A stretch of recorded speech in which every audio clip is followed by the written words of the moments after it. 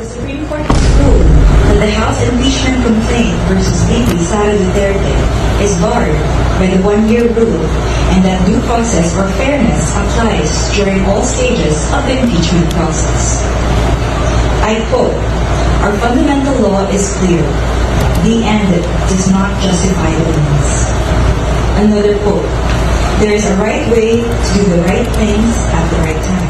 Magandang araw po sa inyo lahat. Reaction Update PH nagbabalik na. Maganda ho ng pag-usapan natin. Ito nga po mga update, nagsalita na ho ang Supreme Court at nabutata na talaga ang Kamara at ito ang impeachment complaint laban sa kanya. Ito po kasi mga update, dito po ang mismong impeachment court o Supreme Court nagsabi na ho, hindi ho po pwede ma-impeach si VP Sara dahil nga po sa one-year ban rule. Ngayon mga kabili, pahiya na po sila para i-impeach si VP Sara. Wala na po. Tapos na po ang laban. Ngayon, hindi na ma-impeach ang ating VP Sara. Tuloy na sa 2028 presidential election. Kaya mga kabili, pakinggan po natin ang naging pahayag nga ng Supreme Court sa one-year ban rule at pagkabutata sa Kamara. Ayan na po. Next. The Supreme Court has ruled that the House impeachment complaint versus VP Sara Duterte is barred by the one-year rule and that due process or fairness applies during all stages of the impeachment process. I quote, "Our fundamental law is clear. The end does not justify the means." Another quote, "There is a right way to do the right things at the right time. This is what the rule of just law means. This is what fairness or due process of law means, even for impeachment." End of quote. In a unanimous decision today, July 25, 2025, the Supreme Court en banc declared the articles of impeachment against Vice President Sara Duterte unconstitutional, noting that it is barred by the one-year rule under Article 11, Section 3, Paragraph 5 of the Constitution, and that it violates the right to due process enshrined in the Bill of Rights. Therefore, the Senate could not acquire jurisdiction over the impeachment proceedings. However, the court said it is not absolving Vice President Duterte from any of the charges against her, that any subsequent impeachment complaint may only be filed starting February 6, 2026. The case stemmed from 4 impeachment complaints against Vice President Duterte. The first 3 were filed before the House by private individuals and different groups on December 2, 4, and 19, and 2024. A 4th complaint was lodged by a resolution approved by more than 1/3 of the House members of the 19th Congress on February 5. Magandang araw po sa inyong lahat ha. Pag-usapan po natin ngayon ang Tatay Digong at ang kanyang kaso. Ano po ang mga realidad? Unang-una, ang Tatay Digong, alam naman po natin. Magandang araw po sa inyong lahat ha. Pag-usapan po natin ngayon ang Tatay Digong at ang kanyang kaso. Ano po ang mga realidad? Unang-una, ang Tatay Digong, alam naman po natin, kinidnap. Bakit po natin sinasabi na kinidnap? Dahil sang-ayon sa Rome Statute, Article 59, lahat po ng akusado na arestuhin para dalhin sa ICC, dapat munang iharap sa lokal na hukuman. Kaya po may ganyang probisyon para masigurado na yung karapatang pantao ng akusadong yan ay ginagalang at pangalawa, para masigurado na yung soberenya ng bansa na kung saan kukunin yung presensya ng nasasakdal ay hindi malabag. Kasi alam nyo naman kapag isang dayuhang hukuman ang maglilitis ng kaso na nangyari sa isang bansa, yan ay paglabag doon sa soberenya ng bansa kasi kabahagi ng soberenya yung jurisdiction na maglitis sa lahat ng mga kaso na nangyari sa kanyang teritoryo. Sabi nga ng ICJ sa isang kaso na kapag nag-aagawan ng teritoryo, ang basihan na bibigyan ng teritoryo ay yung bansa na makakapagpakita ng pinakamalakas na ebidensya ng soberenya. At ang pinakamalakas na ebidensya ng soberenya ay kung sino naglilitis nga ng mga kaso na nangyari sa teritoryo. Now, hindi po yan natupad sa kaso ni Tatay Digong, kaya sinasabi natin na kidnap siya. Ang sabi ng mga bangag sa administrasyon nito, inaresto raw siya ng kapulisan ni Torre at sinakay sa eroplano papunta ng Dahig dahil ito daw po ay pagtutulungan sa Interpol. So, wala naman pong order ng Interpol. Wala po siyang red notice alert. Diffusion order lamang. Yung diffusion order, humihingi sa ibang bansa na tulong para maaresto isang tao, pero humihingi ng tulong ay ang bansang Pilipinas din. Yan ay naging malinaw doon sa pagdidinig ng Senado sa mga pangyayari na nagbunga nga sa pagkakakidnap kay Tatay Digong. Now, kaya naman po kinakailangan na pag-aralan ang panibago pang remedyo para mapauwi si Tatay Digong ay unang-una, ano ba hong nangyayari na kay Tatay Digong sa ICC? 130 days nga po siyang nakakulong na at wala talagang nangyayari sa kanya. Yan ay pre-trial detention. Ang mga abogado po niya, 50 days bago nakapagsampa ng motion na nagsasabi na walang jurisdiction ng ICC. Kung kayo man ang makulong ng 50 araw bago magkaroon ng initial na motion to dismiss, ano naman ang mararamdaman ninyo? Dahil kada araw ng pagkakakulong ay isang pagkakait sa kalayaan ng isang tao na hindi pa napapatunayan na may probable cause na gumawa ng kahit anong krimen. At ngayon nga po, naghain na ng interim release kasi lahat naman tayo nagnanasa na talagang sana, wag nang nakakulong sa detention facility si Tatay Digong dahil siya ay matanda at talagang hindi na niya talaga kakayanin na siya ay makulong. No? At lahat talaga tayo umaasa na kung hindi man siya makabalik sa Pilipinas, magkaroon ng interim release. Kaya nga po, ang tanong is, kung 50 araw ang lumipas bago naghain ng motion to dismiss, bakit mas matagal pang panahon na humingi ng interim release? At ang tanong lang naman po ng taong bayan, at ako naman po inuulit ko lang na tanong ng taong bayan, matapos magsampa ng interim release, at siya naman, ang abogado naman ni Tatay Digong na nagsampa ng interim release, bakit binawi? Dahil meron ng inaantay na mga dokumento. So ang tanong lang, bakit kasi naghain ng interim release na wala lahat ng dokumento? Hindi ba yan ay pag-amin na kapag masusumite yung interim release, baka hindi mapagbigyan ng hukuman. So sana inantay na lang ang lahat ng dokumento bago naghain. Yun lang naman po ang mga nasa isipan ng taong bayan. Now, magre-react lang po ako dun sa sinasabi niya na crazy idea yung pagdadala ng kaso ni Tatay Digong, yung issue ng kidnapping sa lokal na hukuman ng Netherlands. Alam niyo po kasi, yung right to due process, yan po ay nakasaad sa mga tratado. Ano po yung mga tratado na kinikilala ng Netherlands pagdating sa right to due process? No person shall be deprived of life, liberty, or property without due process of law. At pagdating nga po sa ICC, yung due process na yan, ay masisigurado kung siya hinarap sa lokal na hukuman. Kasi nga po, yan yung panigurado na ang kanyang karapatan ay ginagalang at hindi na labag ang soberenya ng bansang Pilipinas kung siya kinuha sa Pilipinas. Now, ang Netherlands po kasi ang kasapi doon sa tratado na magtataguyod ng due process rights si Tatay Digong. Yan po ay nakasaad hindi lang po sa International Covenant on Civil and Political Rights at nakasaad po yan sa European Convention on Human Rights. So ang obligasyon ng Netherlands ay siguraduhin na lahat ng tao sa kanyang teritoryo kasama mga dayuhan gaya ni Tatay Digong ay narespeto ang kanilang karapatan to due process. At ang obligasyon nga ng Netherlands is a duty to protect and promote. Protect is masigurado na hindi malalabag ang karapatan ng due process. Promote is gumawa ng lahat ng hakbang para masigurado na ang kanyang karapatan to due process ay mapapangalagaan.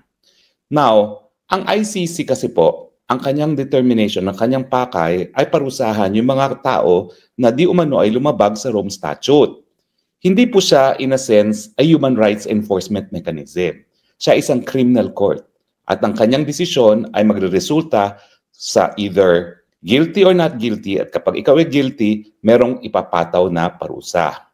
Siyempre po, kinakailangan lahat ng karapatan to due process, pangalagaan din ng hukuman.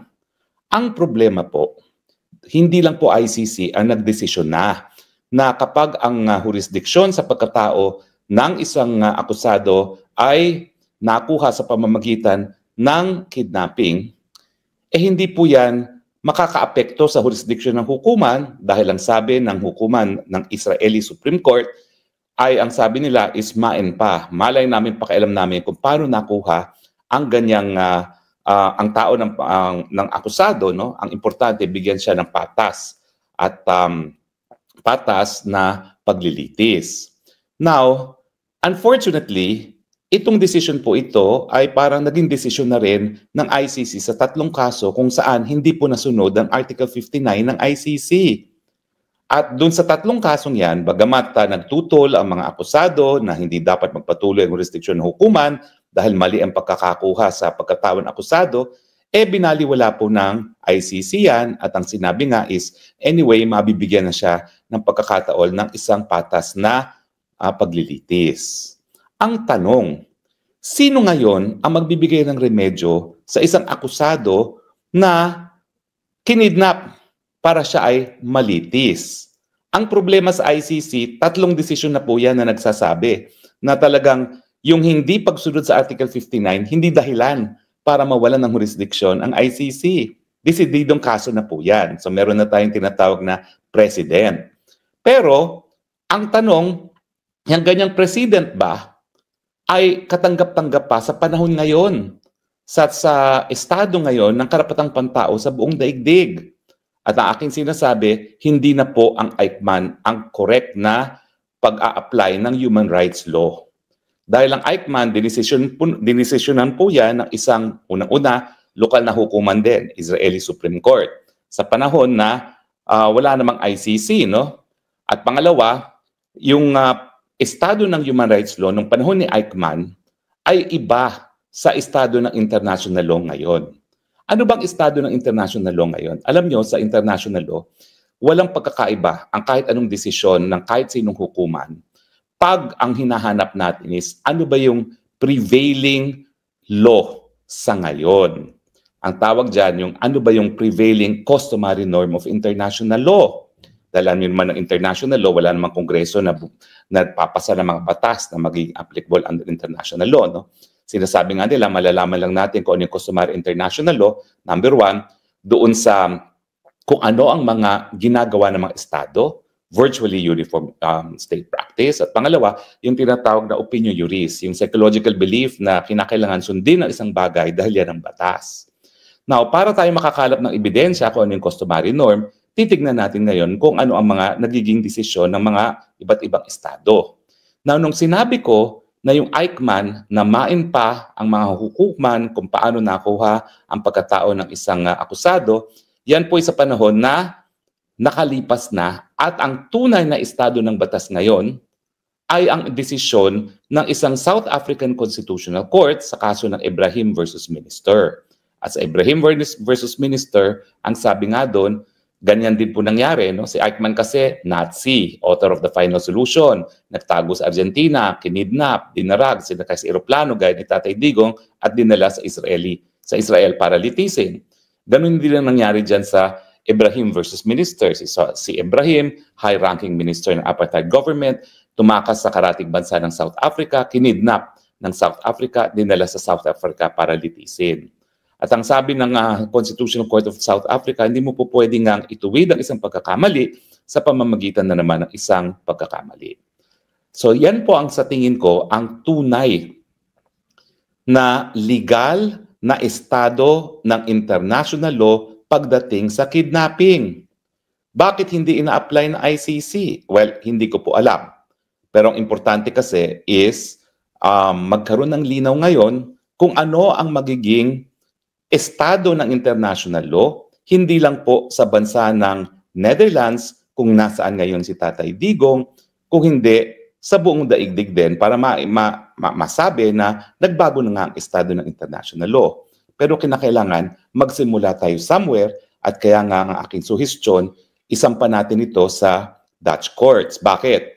Kasi obligasyon ng Estado bilang kabahagi ng ICCPR, International Covenant on Civil Political Rights, at saka ng European Court of Human Rights, na i-protect and promote ang due process rights si Tatay Digong. Nasaan ba si Tatay Digong? Nasa Netherlands. Paano ba siya nakapasok sa Netherlands na walang passport, walang visa dahil tinanggap siya ng Netherlands? Paano siya nakarating sa premises ng ICC? Sinundo ng tao ng gobyerno ng Netherlands, isinakay sa ambulansya na pag-aari ng Netherlands, idinala sa ospital na pag-aari at pinapatakbo ng gobyerno ng Netherlands hanggang dineliver sa Scheveningen detention facility na pag-aari ng Netherlands na nasa lupa ng Netherlands. So ang sasabihin natin, ikaw Netherlands, dahil ginawa mo to lahat ng bagay nito, ikaw ay lumabag sa iyong katungkulan o katungkulin sang-ayon sa ICCPR at sa European Court of Human Rights. Now, ang nagiging concern ng mga abogado ng tatay ni Tatay Digong, paano mo ididemanda ang Netherlands? Ang Netherlands, isang bansa na nais natin na mag-house arrest kay Tatay Digong. Well, alam mo yun po, yung pag-iisip na yan, laos na po yan.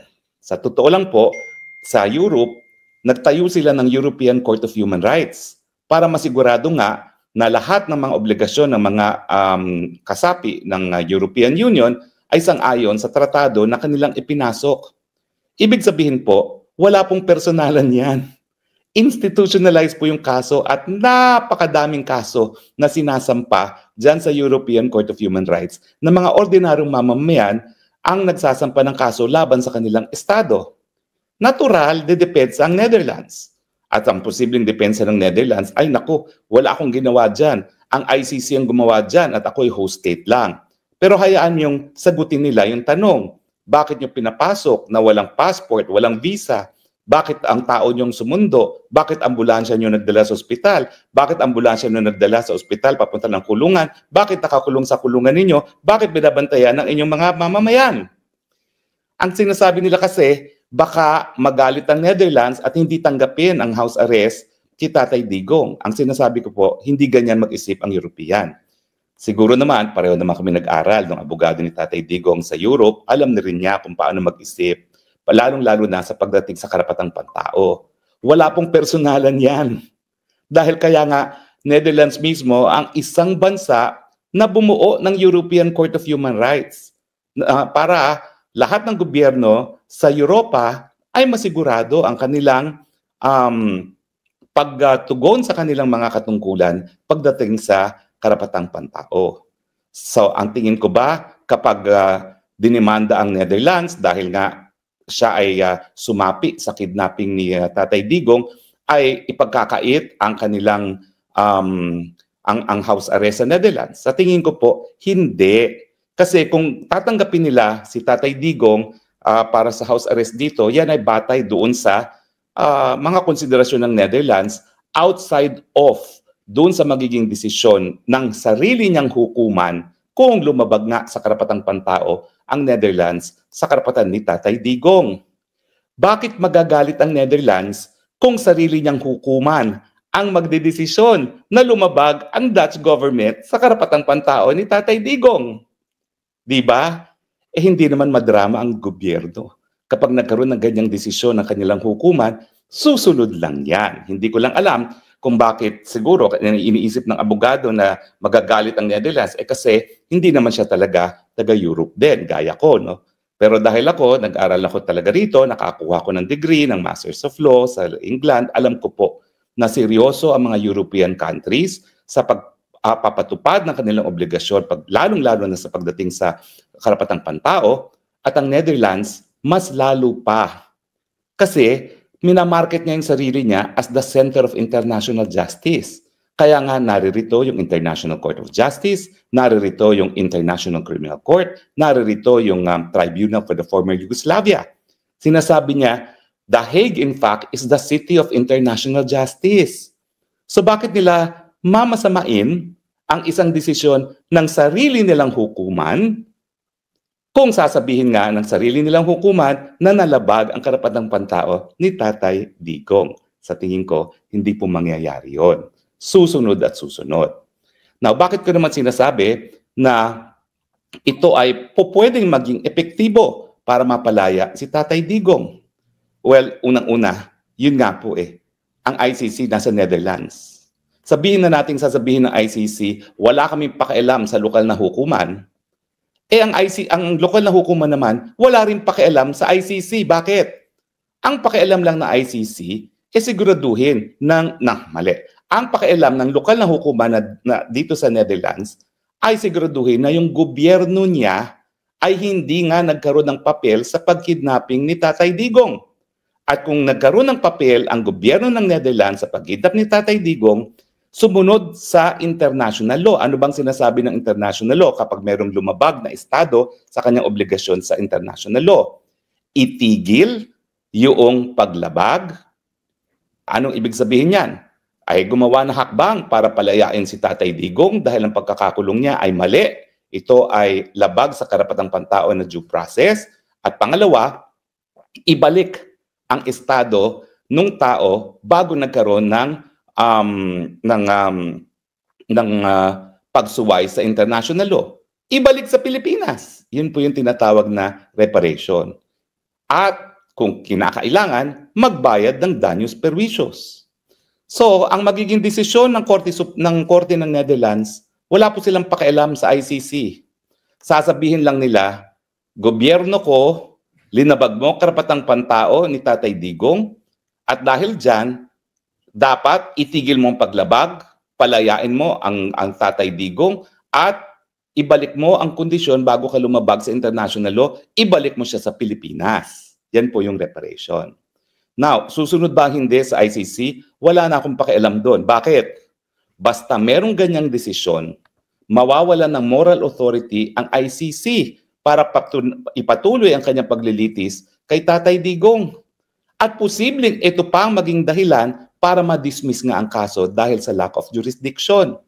Dahil sa totoo lang po ngayon, nagdududa ako kung epektibo pa yung argumento na lack of jurisdiction dahil ang mga bangag sa gobyerno natin ang siyang nagsasabi na kinikilala pa nila ang jurisdiction ng ICC sa pagdala nila dito kay Tatay Digong na sapilitan at labag mismo sa Rome Statute at sa kanilang pagtutulungan sa mga testigo na tatayo laban kay Tatay Digong.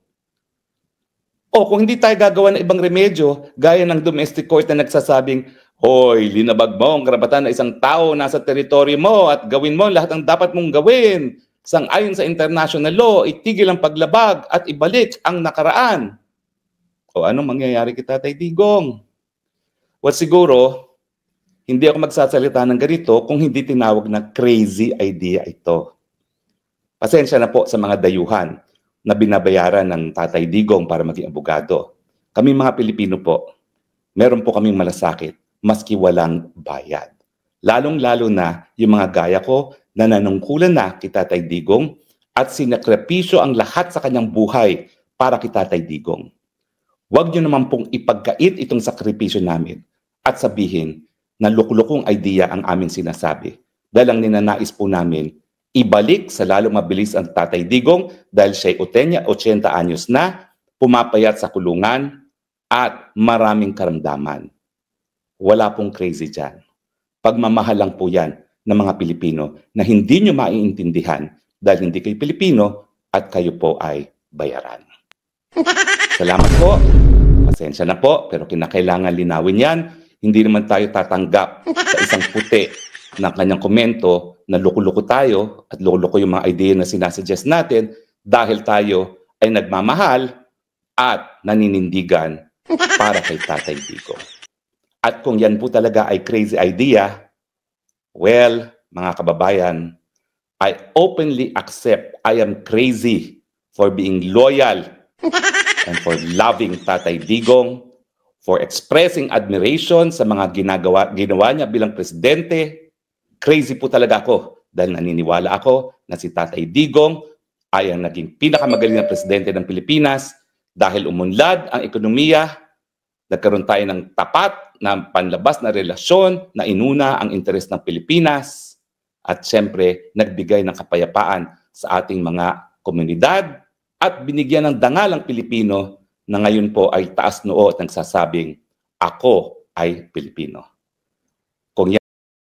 Ayun nga mga kabignos, kung ating babalikan, noong nanunungkulan po ang ating Pangulong Duterte, pinahahalagahan po niya ang mga biktima, lalo na sa droga. Pero ngayon mga ka-update, baliktad na sa administrasyon ni Bongbong Marcos. Parang mas pinapahalagahan pa nga nila ngayon ang mga kriminal. Ano po ba nasabi yan? Tulad na lamang nitong isinusulong ni Senator Robin Padilla na ibaba sa 10 years old, lalo na ang kaso ay murder. Pag mabigat ang kaso, pwede silang makulong sa edad na 10 years old. Pero maraming tutol. Tutol yung mga, alam niyo na mga kabdi, mga dilawan. Tutol yung mga yan at hindi sila payag. Hindi raw makatao. Tama po ba yun? Nung nanunukulan ng ating Pangulong Duterte, mga kabdi, may pakialam yan sa mga biktima, hindi sa mga kriminal. Kaya nung nakaluklok po siya, takot yung mga kriminal.